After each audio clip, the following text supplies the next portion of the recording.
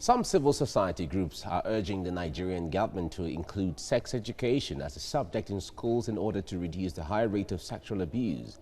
They believe that the subject will help Nigerian children identify sexual predators and flee from them. HELEN OSAMEDE-AKINS reports.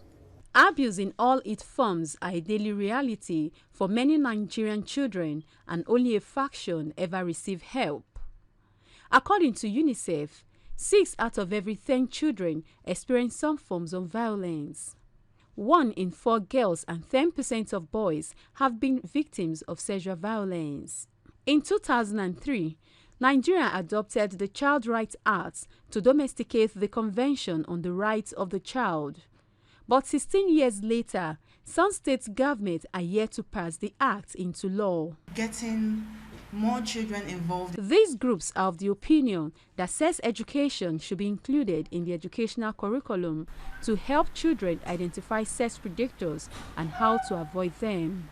We are going into fields, we are going into different regions, different villages, different communities to actually teach them on what it is, what rape is, who can rape you, because most of the times these perpetrators, like we have just read, live in the house with these victims. If we can have children know what their body is, understand that their body is their own, they are entitled to their body, understand what consent is, understand the importance of also sharing this information with other children like them, we are very sure that we'll be able to mitigate the rising cases of rape. It is friendly. Annie Ogozi Peters is the owner of a foundation that is concerned about the vulnerable groups in the society.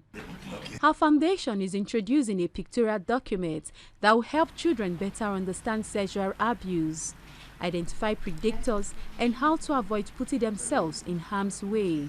Children love what they see. Seeing is believing. They catch it immediately on their head, faster than the book you give them to read.